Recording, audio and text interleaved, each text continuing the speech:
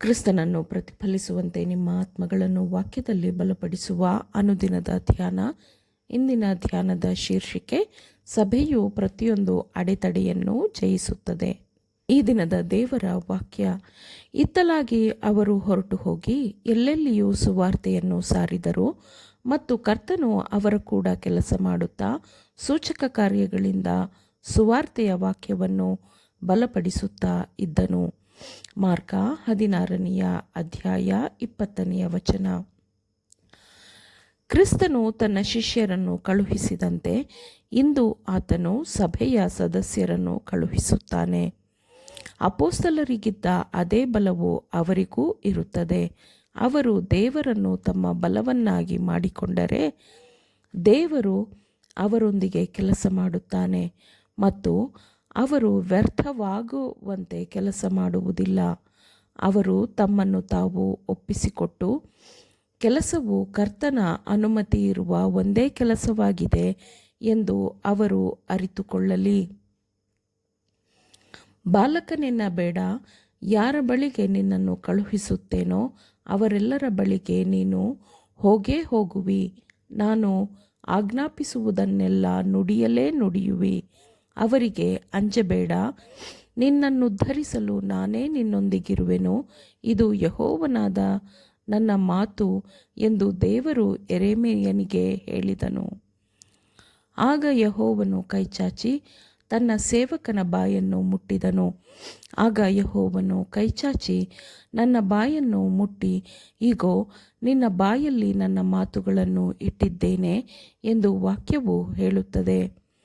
ಮತ್ತು ಆತನು ನಮಗೆ ಕೊಡುವ ವಾಕ್ಯಗಳನ್ನು ಹೇಳಲು ಹೊರಡುವಂತೆ ಆತನು ನಮಗೆ ಆಜ್ಞಾಪಿಸುತ್ತಾನೆ. ನಮ್ಮ ತುಟಿಗಳ ಮೇಲೆ ತನ್ನ ಪರಿಶುದ್ಧವಾದ ಸ್ಪರ್ಶವನ್ನು ಇರಿಸುತ್ತಾನೆ. ಕ್ರಿಸ್ತನು ಸಭೆಗೆ ಪರಿಶುದ್ಧವಾದ ಕೆಲಸವನ್ನು ದಯಪಾಲಿಸಿದ್ದಾನೆ. ದೇವರು ತನ್ನ ಕೃಪೆಯ ನಿಧಿಯನ್ನು, ಕ್ರಿಸ್ತನ ಅಗಾಧವಾದ ಸಂಪತ್ತನ್ನು ಈ ಲೋಕಕ್ಕೆ ನಮ್ಮ ಮೂಲಕ ದೊರಕಿಸಿಕೊಡುವಂತಹ ಕಾರ್ಯಭಾರಿಗಳು ಪ್ರತಿಯೊಬ್ಬ ಸದಸ್ಯರೂ ಆಗಬೇಕು. ತನ್ನ ಪರಿಶುದ್ಧಾತ್ಮ ಮತ್ತು ತನ್ನ ಗುಣಸ್ವಭಾವವನ್ನು ಲೋಕಕ್ಕೆ ಪ್ರತಿಫಲಿಸುವ ಕಾರ್ಯಭಾರಿಗಳನ್ನಾಗಿ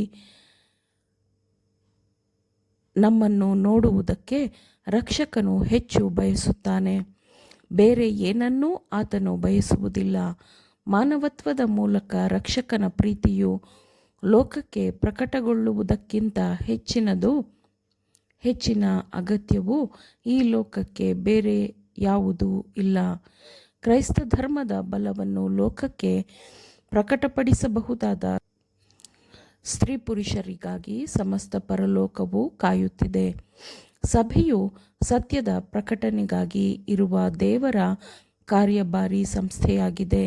ಅದು ವಿಶೇಷವಾದ ಕೆಲಸವನ್ನು ಮಾಡಲು ಅವನಿಂದ ಅಧಿಕಾರವನ್ನು ಪಡೆದುಕೊಂಡಿದೆ ಮತ್ತು ಸಭೆಯೆಂಬ ಆಕೆಯು ಆತನಿಗೆ ನಿಷ್ಠಳಾಗಿದ್ದರೆ, ಅವಳು ಅವನ ಎಲ್ಲ ಆಜ್ಞೆಗಳಿಗೆ ವಿಧೇಯಳಾಗಿದ್ದರೆ, ದೈವ ಕೃಪೆಯ ಶ್ರೇಷ್ಠತೆಯು ಅವಳೊಳಗೆ ನೆಲೆಸಿರುತ್ತದೆ.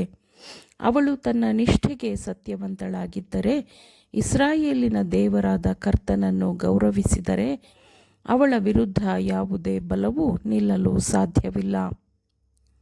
ದೇವರು ಮತ್ತು ಆತನ ಕೆಲಸದ ಉದ್ದೇಶಕ್ಕಾಗಿ ಇದ್ದ ಆಸ್ಥೆಯು ಸುವಾರ್ತೆಗೆ ಸಾಕ್ಷಿಯಾಗಲು ಶಿಷ್ಯರನ್ನು ಪ್ರಬಲವಾದ ಶಕ್ತಿಯಿಂದ ಪ್ರೇರೇಪಿಸಿತು. ಕ್ರಿಸ್ತನ ಪ್ರೀತಿ ಮತ್ತು ಆತನನ್ನು ಶಿಲುಬೆಗೇರಿಸಿದ ಆತನ ವಿಮೋಚನೆಯ ಪ್ರೀತಿಯ ಕಥೆಯನ್ನು ಹೇಳುವ ದೃಢನಿಶ್ಚಯದ ಉತ್ಸಾಹವು ನಮ್ಮ ಹೃದಯಗಳಲ್ಲಿಯೂ ಉರಿಯಬೇಕಲ್ಲವೇ? ರಕ್ಷಕನ ಬರುವಿಕೆಯನ್ನು ಎದುರು ನೋಡುವುದು ಮಾತ್ರವಲ್ಲದೆ ಅದನ್ನು ತ್ವರಿತಗೊಳಿಸುವುದು ಪ್ರತಿಯೊಬ್ಬ ಕ್ರೈಸ್ತನಿಗಿರುವ ಅನುಗ್ರಹವಾಗಿದೆ. ಸಭೆಯು ಕ್ರಿಸ್ತನ ನೀತಿಯ ನಿಲುವಂಗಿಯನ್ನು ಧರಿಸಿ ಲೋಕದೊಂದಿಗಿನ ಆತನ ಎಲ್ಲ ಒಪ್ಪಂದಗಳಿಂದ ಹಿಂದೆ ಸರಿದರೆ ಅವರ ಮುಂದೆ ಪ್ರಕಾಶಮಾನವಾದ ಮತ್ತು ಅದ್ಭುತವಾದ ದಿನದ ಉದಯವಿರುತ್ತದೆ.